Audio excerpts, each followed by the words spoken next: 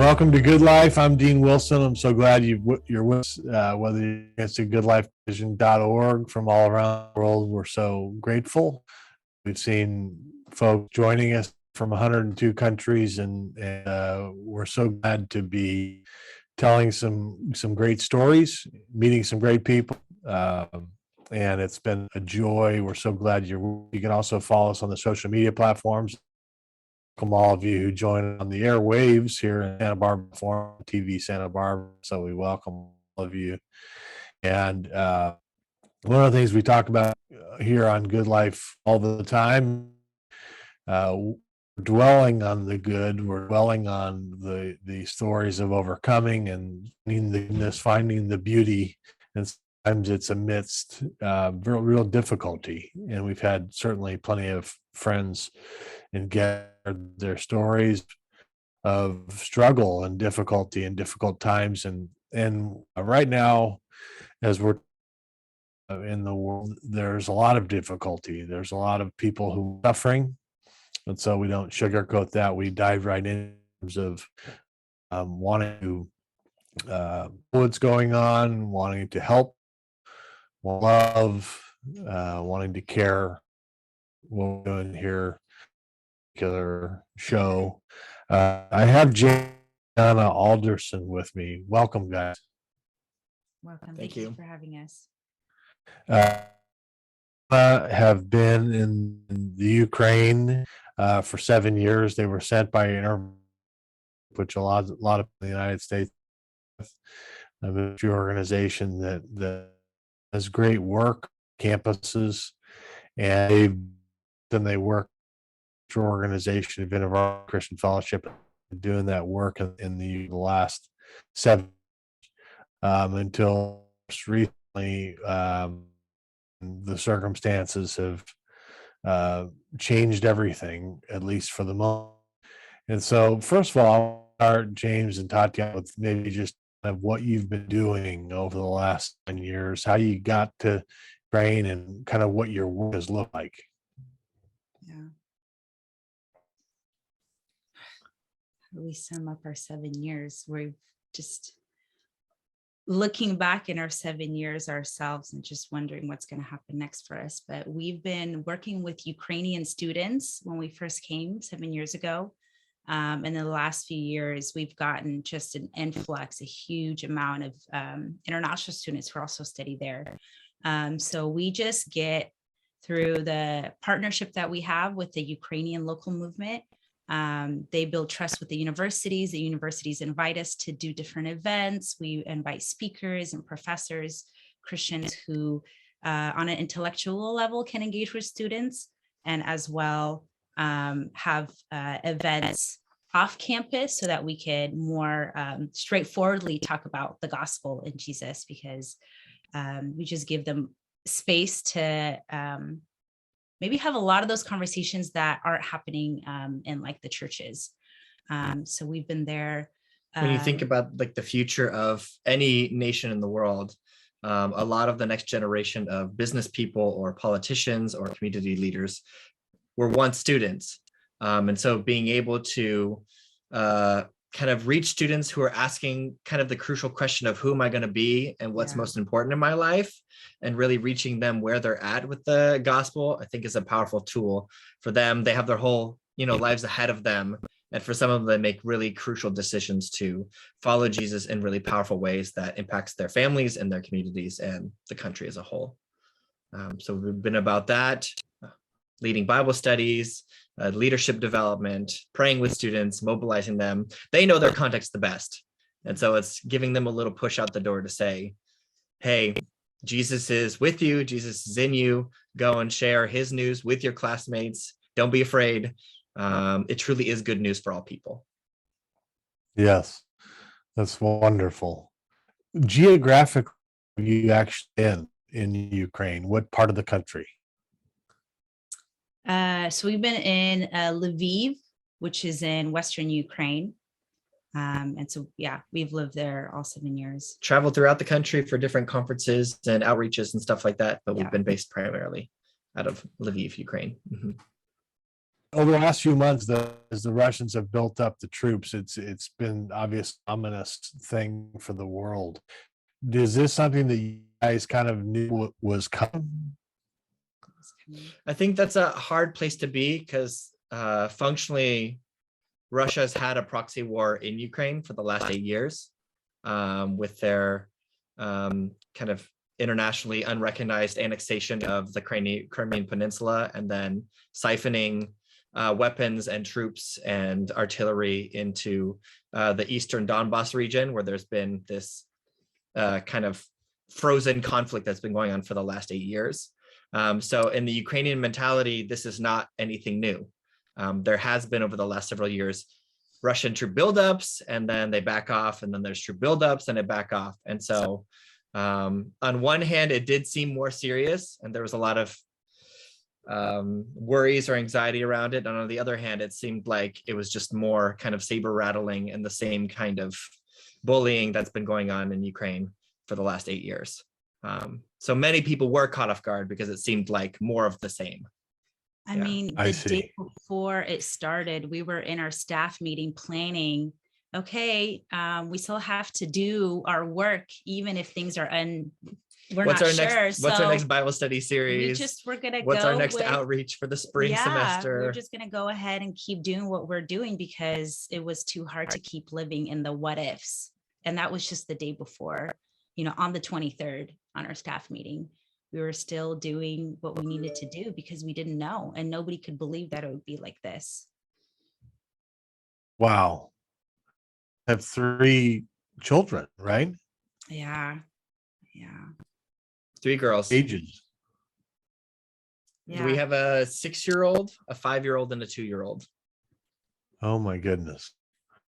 Okay, so walk us through what and what happened and what did you do? When did you decide to go? We had just been in conversation with people we love and people we work with in the ministry. And I think they had been encouraging us to kind of seek the Lord's wisdom and to be shrewd in the situation. So to have things like evacuation plans, and to hope for the best, but anticipate the worst. And so we had very clear kind of in those conversations with colleagues in America and colleagues and ministers in Ukraine, kind of different markers of what it would mean to actually, leave everything and get out for the safety of our kids and for the safety of our family and the ministry. And so one of the major turning points for us was when flights were starting to be canceled en masse, and when President Biden said all Americans should leave within 24 to 48 hours. So that was the clearest, bell for us to say, oh, this is something really serious. Yeah. I mean, one thing that's, we had never had a car since the full 7 years we've been there. Public transportation is great here. And so we had asked our Ukrainian colleague, like, what do you think we should do in the event that we can't fly or the trains or whatever? And he was like, you guys need to get a car. And I think for us, that was kind of shocking, but also how can we make this happen? Because this needs to happen by this weekend. And we don't know the process, and we don't, we need to fundraise this money, or what are we going to do? So we shot out a newsletter to our friends and family, can you guys help us get a car? Because we need it by this weekend. We got to go. And that's kind of where the things started turning really quickly for us. We, by God's grace, found one across the country on the other side in the east. Someone drove it to us. We got the paperwork to be able to cross the border. And the following morning on Saturday, we drove out. And so this was a week before the war started. And so we came to Romania. So we've just been here since then. We've been in Romania, and we've been just following. Our staff have become, the Ukrainian staff have turned into, mobilizing all their resources and helping students get to, from the east to the west. Not only leading Bible studies, but leading people evacuating out of shellings and bombing, and helping and being on the phone all hours of the day to try to get people to safety.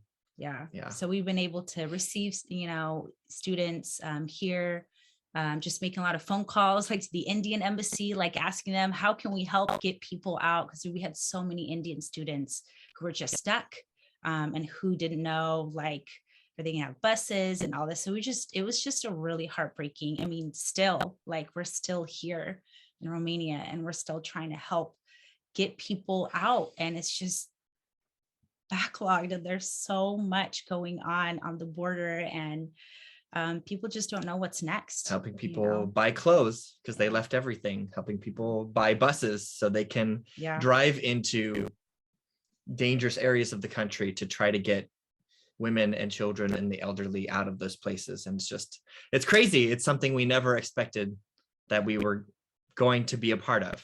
Yeah. And so you see God working, but you also see God's heart breaking as our heart is breaking as well.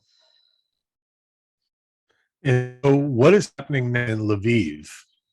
I know obviously we've heard a lot of, I think it's Kharkiv, these areas. Obviously, the southern part we've heard a lot Yeah. going on near the Black Sea and that area. What's happening? We're in Lviv. Yeah, Lviv right now is kind of the staging and refugee center of Ukraine. A lot of the international support that has been pouring into Ukraine has come through Lviv.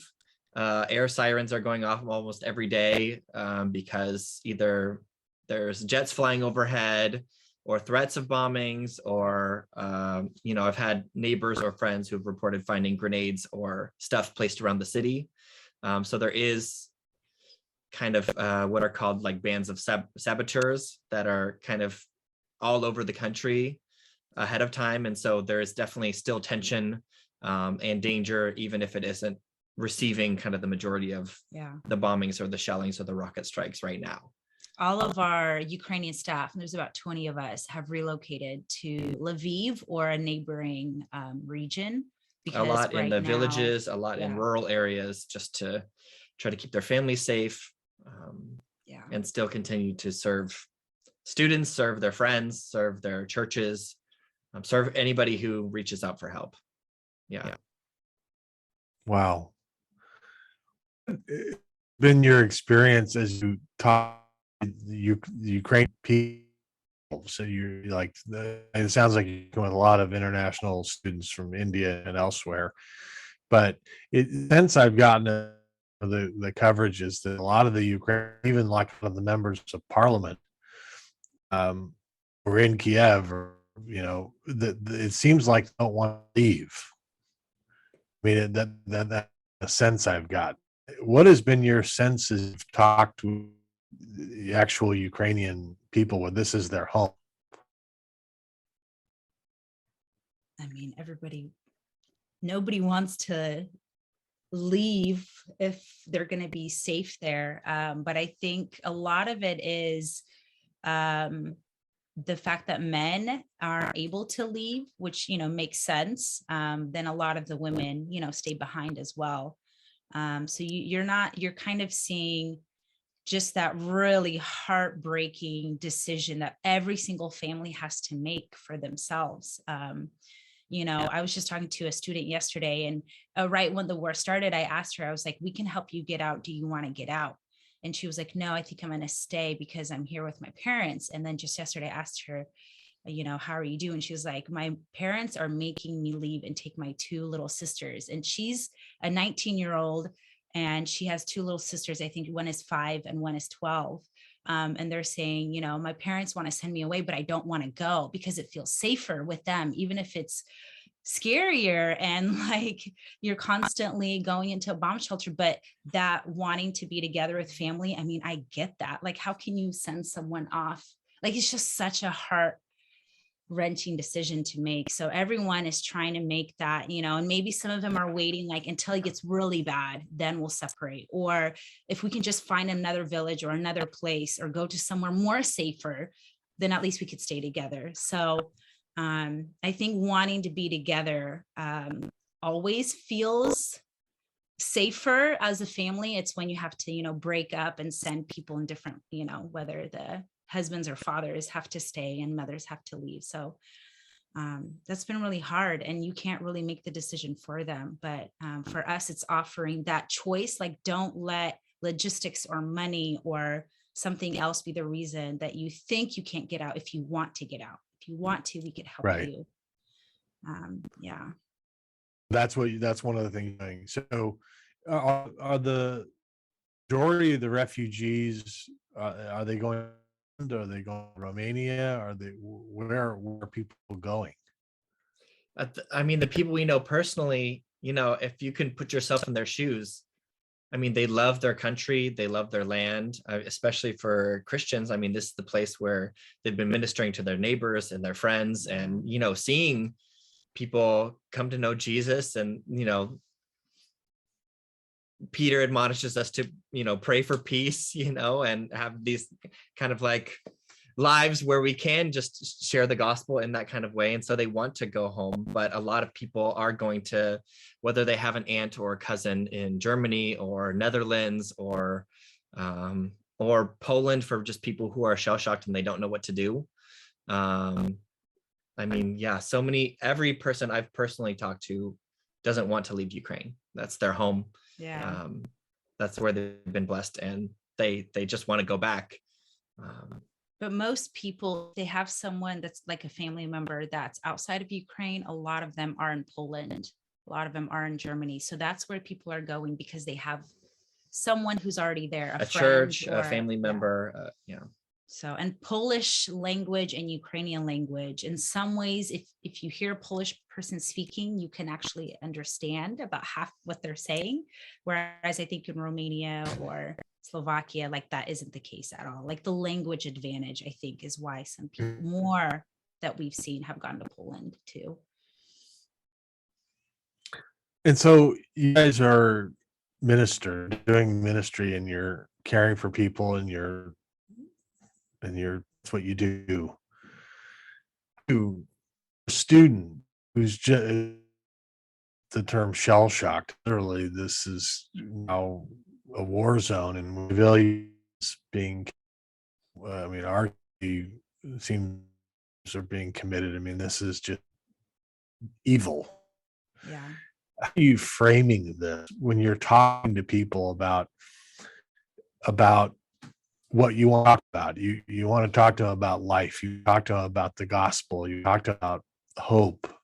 And then here we are in the face of something that this, haven't seen this in a long time, where a country is just invading another country and civilians being killed and families separated. How are you talking to people about what's happening right now? Yeah, that's a key question. I mean, there's a lot of crying. In normal times, this would be an apologetics question about the goodness of God, but I think it goes back to Jesus and the heart of Christ and him revealing himself in the midst of suffering and Jesus being willing to come and suffer.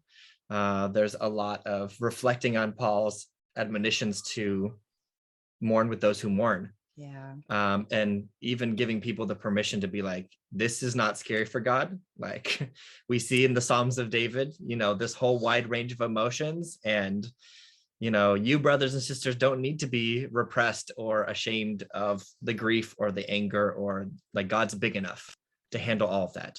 Yeah. His arms are open wide. There's hope in him.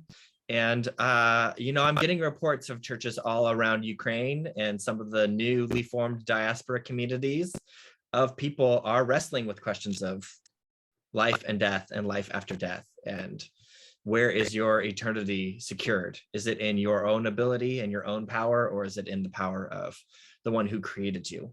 And so I think where there may have been stubbornness or comfort before, people are in a like the Lord is working in the midst of this terrible evil and darkness to shine his light, and to make people open to the reality that Jesus talks about in John's gospel, that even though they die, they shall live, and that eternal life that Christ promises. So we want to be sensitive. We want to have the whole range of emotions and not be trite and cliche, but Right. we do know that Jesus is good in the midst of terrible evil. He wasn't surprised by suffering. He was a man of sorrows, and his followers were people who suffered. And how can we follow him in the midst of that suffering. Yeah. Yeah. That's not an easy That is- conversation. Yeah. Yeah. No, that's so good though. It's so good. And that's the truth. And, I mean, I think you're right about, perspective is times of comfort or ease, and what perspective changes can come in times of great suffering and tumult and literally where you're seeing just evil. Yeah. Yeah. And so I mean, everybody's devastated that this is happening. And at the same time, God, good. That's a wonderful message. What are you doing now? And what do you want people to know in terms of the needs, how people can help? Mm. I mean, what is kind of, I'm sure your heads are spinning at some level, but what are kind of the short-term Yeah. needs, those desires, and longer term, what is this thing like? Yeah. Yeah. I don't know. In these days, I've been really reflecting on, there's like a moment in the book of Ezekiel in chapter 3 where the Lord turns to Ezekiel and he says, I looked for someone to stand in the gap, right? To build up the wall and to stand in the gap on the map, but I could not find any. And just this idea of this advocacy in prayer and how really astronomically important prayer is. And the kind of sharing and speaking out of the advocacy, because we're hearing stories of ordinances not being exploded, or invading troops being disoriented or lacking motivation, or just leaving their equipment unattended, or missiles kind of disappearing, or not hitting their targets. So there are some really powerful testimonies of miraculous things happening, of civilians standing in front of tanks and tanks not running them over. Just powerful stories of courage and what would seem like intervention supernaturally, and how essential prayer is in that regard. And then just the advocacy of people, before this war, I read a statistic somewhere that said 22% of Americans could not find Ukraine on a map. And so a lot of it is sharing the stories of this people who is standing up in the face of darkness and evil, who are saying we are not going to give up, we're standing firm, and sharing their stories with people, and not being silent. So every person who's reached out to me personally and said, hey, how you're doing, I'm saying, hey, can you invite 2 other people in your church or in your friend group to pray for Ukraine? Maybe you don't know about Ukraine, let me tell you what I do know. And it might be like not a big thing, but 2 people It just multiplying, multiplies. right, and doing that, can imagine the power of that kind of number of prayer of people all around the world kind of praying and lifting up this war and the people who are trying to stand in the midst of this darkness. That's a big one. And we have been trying to help and support our Ukrainian staff, who are, all of them are still in Western Ukraine. One of them is in Odessa, and they are, through the International Fellowship of Evangelical Students, which is like the full, like the umbrella term, I guess, for all of the sister movements being in this one organization. That's kind of where we're asking people to, there's an emergency fund that was set up to help the Ukrainian students, the Ukrainian staff in the movement, get the money to the people. Like, they're on the ground, they're there, they see what the need is. Since we've been in Romania, they will call us and ask us for things that they cannot find there anymore, and saying, hey, could you find those supplies, that medicine, those, someone called us, said, can you please look for bulletproof vests? Because, we have 2 of our, student men.